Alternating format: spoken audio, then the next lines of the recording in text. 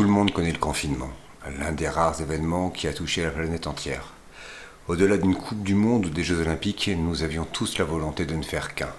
Grande prise de conscience de notre environnement, nous étions émerveillés de voir la nature reprendre ses droits, des animaux sauvages se promener dans les grandes artères des métropoles, les citadins découvrant avec surprise le chant des oiseaux devenu audible par l'absence des moyens de locomotion. Chaque soir à 20h sur nos balcons, pour ceux qui en avaient, nous tapions dans nos mains pour remercier le personnel soignant qui mouillait la chemise pour prendre soin de nous et de nos proches touchés par une maladie nouvelle. Une belle solidarité était en train de naître. Depuis bien longtemps, nous n'avions pas eu un regard pour les petites gens. Toutes celles et ceux qui le reste du temps sont invisibles, le caissier, les boueurs, l'infirmier, qui alors que le reste du monde restait chez lui pour se protéger de ce virus mortel, les petites gens prenaient le risque d'être contaminés pour que nos habitudes de vie ne soient pas trop pénalisées par ce confinement.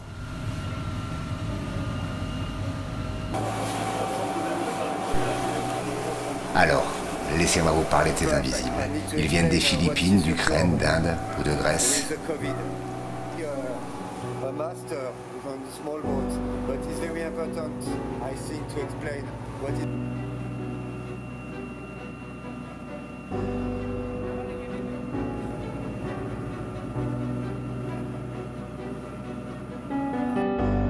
Emportent avec eux une ou deux valises, leur seul lien avec la vie habituelle terrestre. Elle contient ce qu'il y a de plus précieux. Dans quelques minutes, ils monteront à bord d'un navire qui sera leur seul périmètre pour les 10, 15, 20 mois à venir. Ils n'en savent rien. En provenance directe de Paris, ils viennent atterrir à Saint-Denis de la Réunion. Voilà plusieurs jours qu'ils ont quitté leur pays, leurs amis, leur famille pour embarquer sur un navire. Que ce dernier soit un super tanker, un vraquier, un méthanier ou même un navire de pêche, tous ces hommes n'ont qu'une mission, poursuivre les échanges commerciaux internationaux. Oui, la planète est malade, oui, les terriens risquent de mourir, mais il faut continuer, le sort de l'économie en dépend. Ces navires deviendront des prisons flottantes durant plusieurs mois. Les marins le savent bien, mais ils n'ont pas le choix. Ils ne sont pas rémunérés s'ils ne naviguent pas. Alors, pour répondre aux besoins de leur famille, n'hésitent pas à embarquer pour une période indéterminée. Alors, le cœur serré et la mine grave, ils embarquent sur notre vedette passager, transformée pour l'occasion en croupote. On quitte la terre ferme, on prend le cap vers leur navire. Dans des conditions de mer parfois difficiles, houleuses, on s'approche, on observe. On va dans quelques instants leur demander de faire le dernier pas. Une échelle de pilote, un gilet de sauvetage, la boule au ventre. Mais ils gardent le sourire, au moins en façade, car les mouvements du bateau ne sont pas rassurants. Avec le temps, nous avons appris quelques mots d'anglais pour assurer, et puis le lien. Ce lien qui lie les marins. Alors oui, parfois on oublie le masque, mais le sourire d'encouragement du marin français qui le pousse à se lancer n'a pas de prix.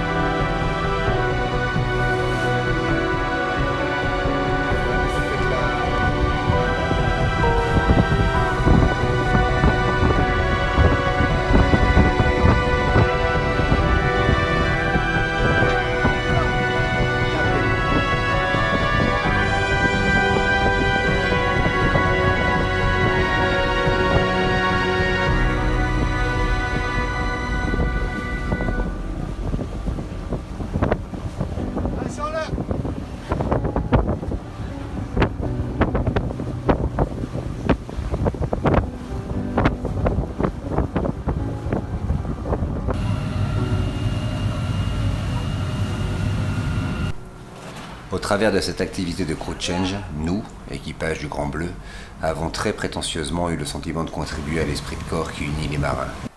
Alors, simplement, merci à vous de m'avoir permis de vivre ces instants.